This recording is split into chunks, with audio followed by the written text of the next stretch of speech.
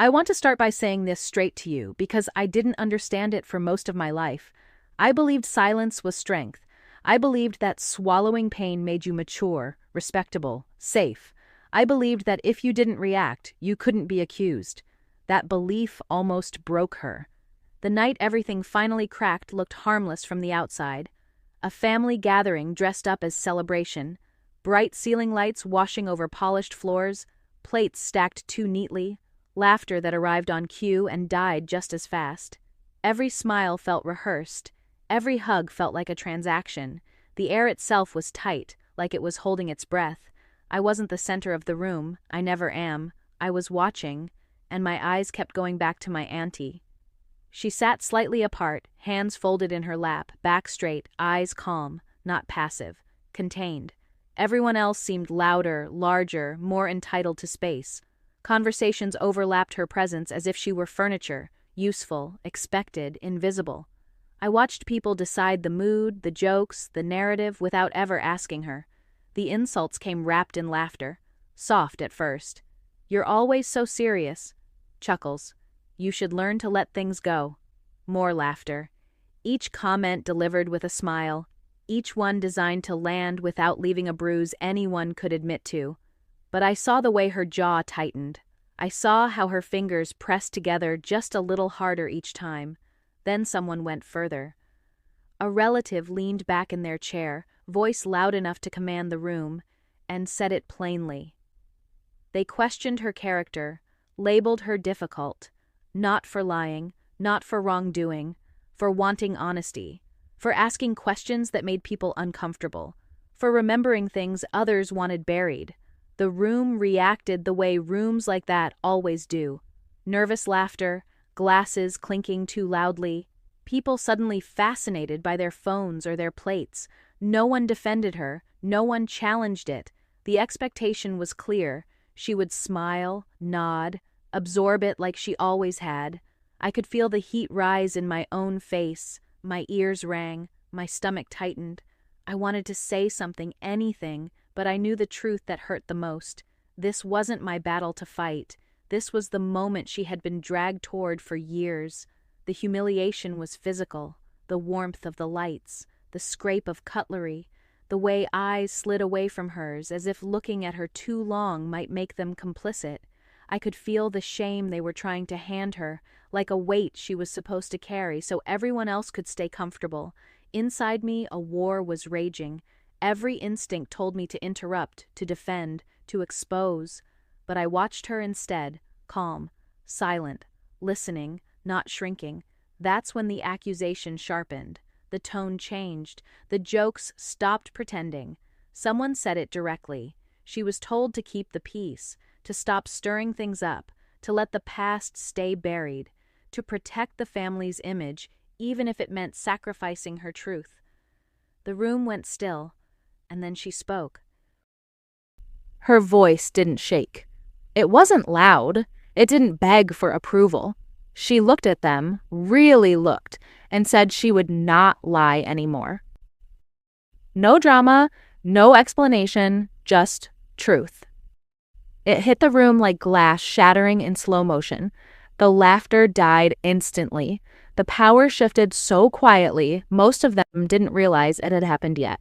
In that moment, I understood something that changed me forever. Silence isn't strength. Truth is.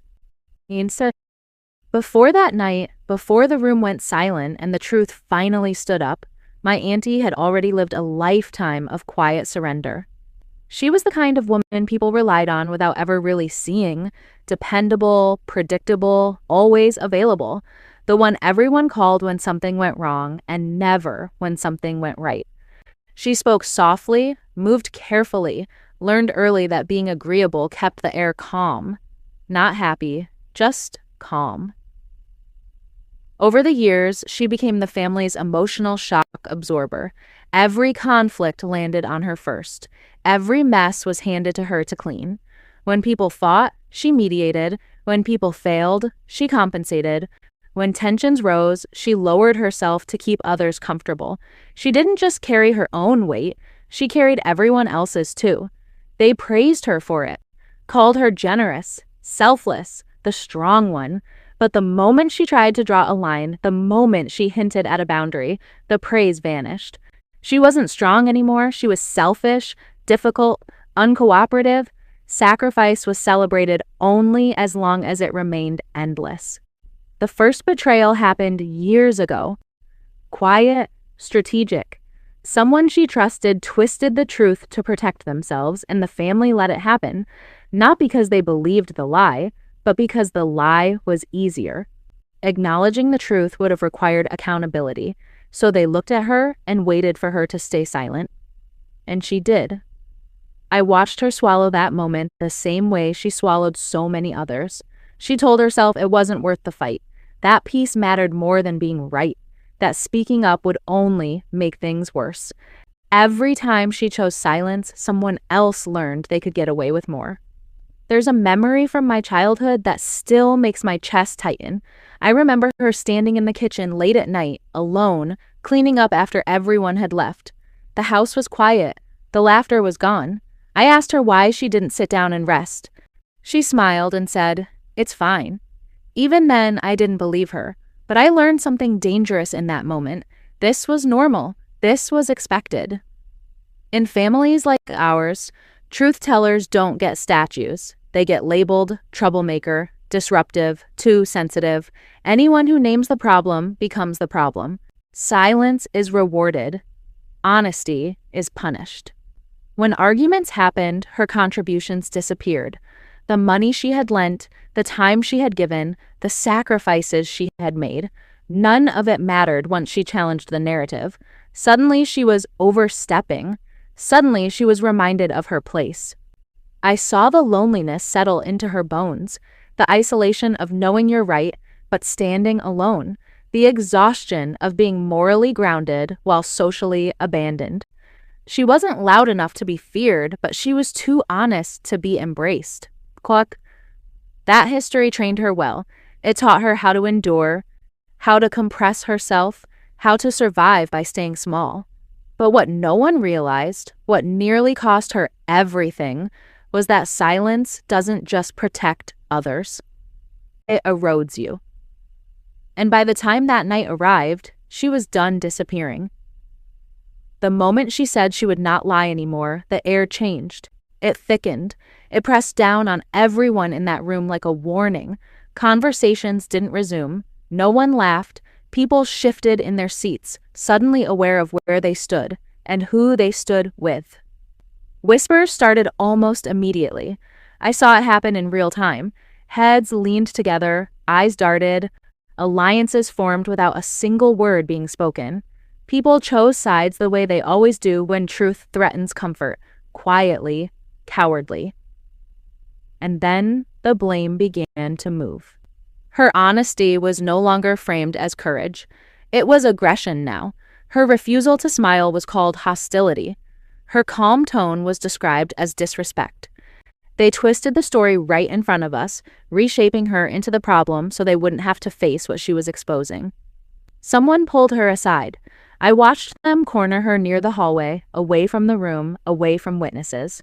Their voice was low but sharp, a warning disguised as concern.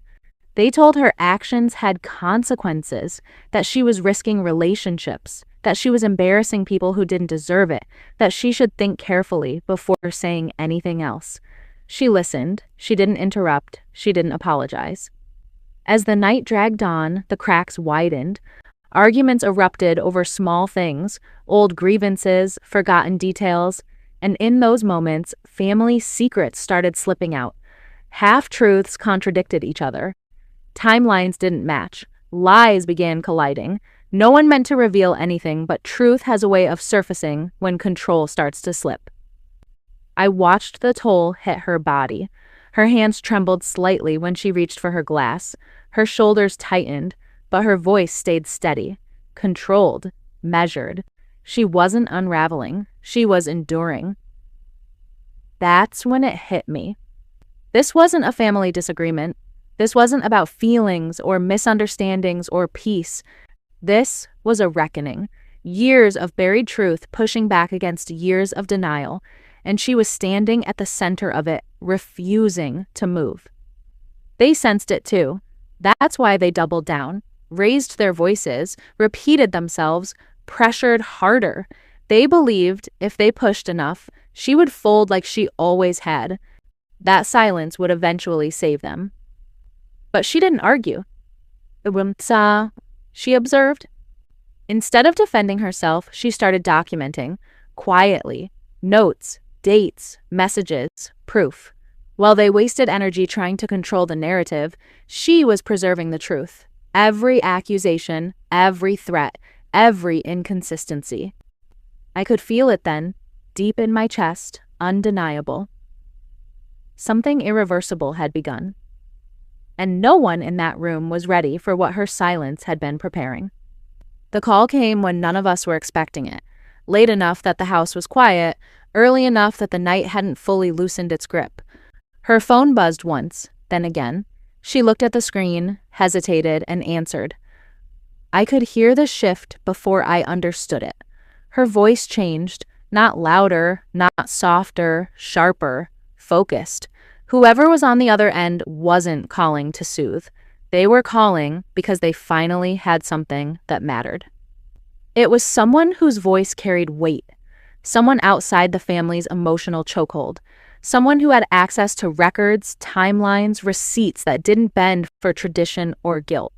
They weren't guessing, they were confirming.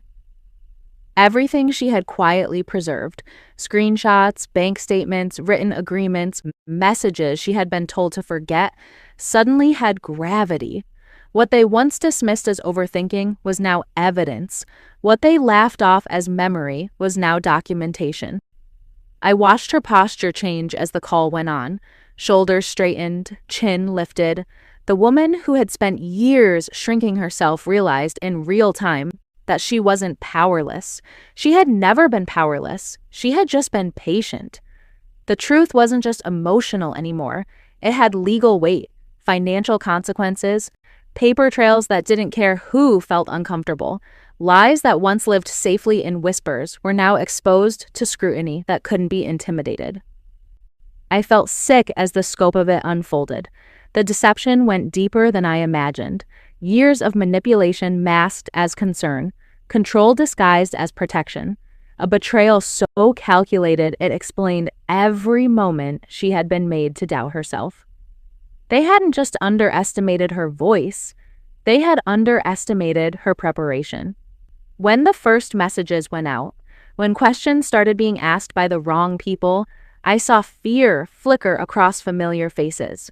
The same people who had laughed at her, the same ones who demanded peace at her expense.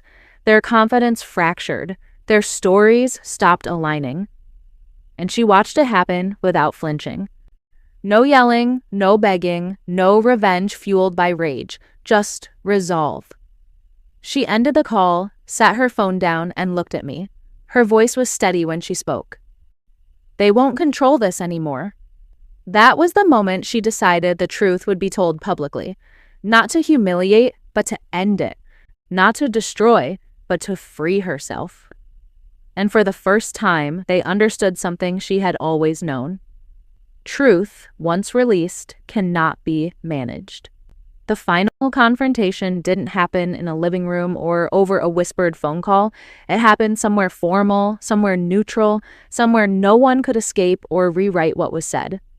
A long table, official faces, documents neatly stacked, the kind of room where excuses go to die. They arrived confident, still believing tone could overpower truth, still thinking they could talk their way out of years of manipulation. I watched their hands fidget, their eyes scan the room for allies who weren't there. My auntie sat upright, composed, almost serene.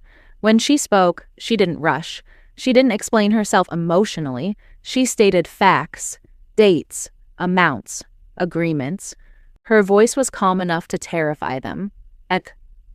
One document at a time, the false narratives unraveled. Stories they had rehearsed for years collapsed under timestamps and signatures.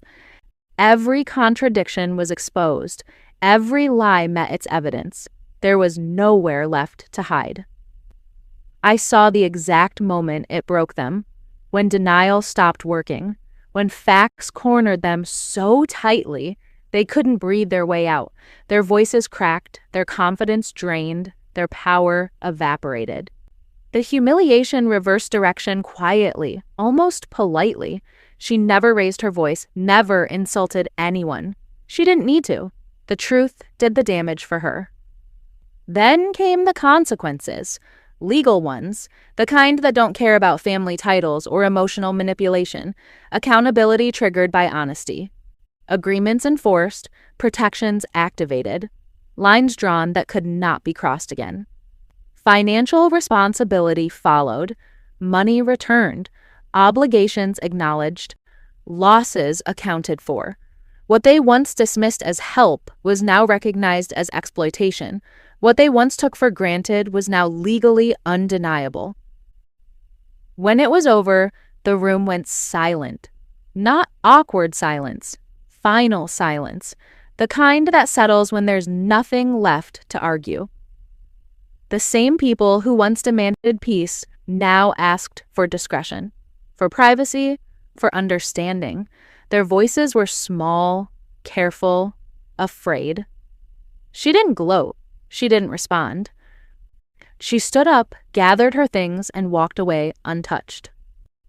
And in that moment, I understood the true shape of revenge. It doesn't scream. It walks away whole. When the chaos finally settled, it didn't fade the way noise usually does. It left behind a strange stillness, the kind that lingers after something permanent has happened. There were no more frantic calls, no more urgent messages, just space where tension used to live. The family didn't return to normal because normal was never healthy.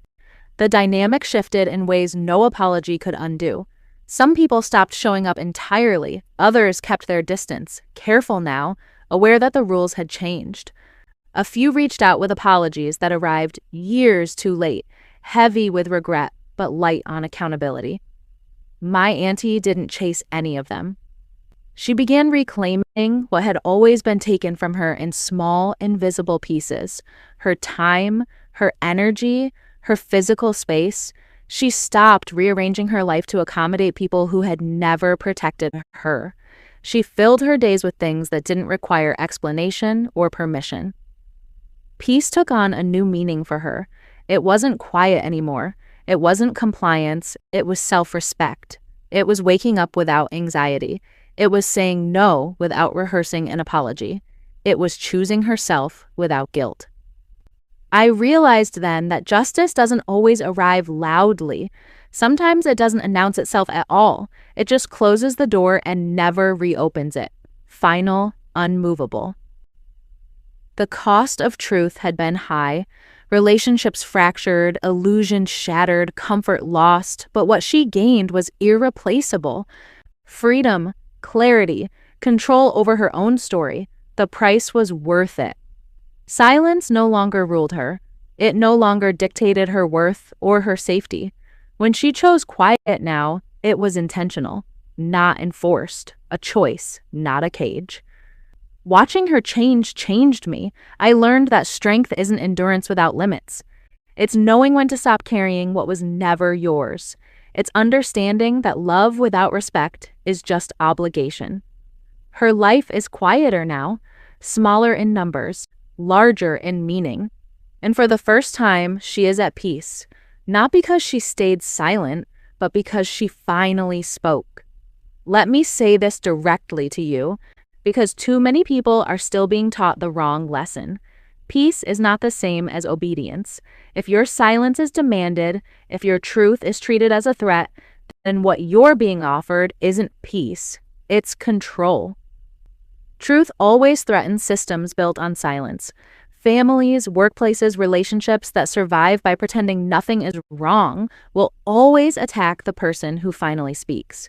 Not because that person is cruel, but because honesty exposes what comfort was hiding.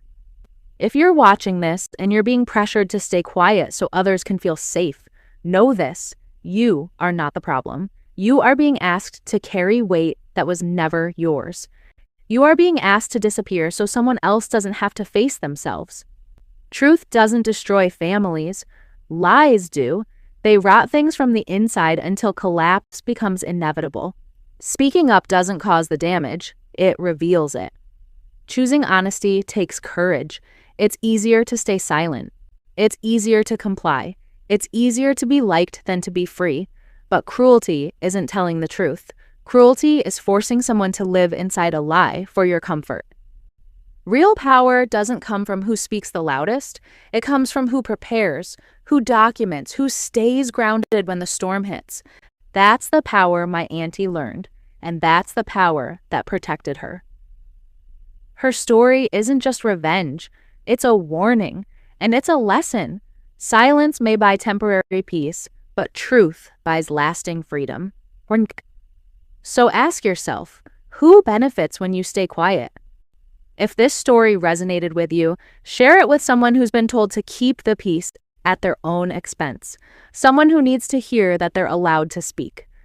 Because peace that requires your self-erasure is not peace at all.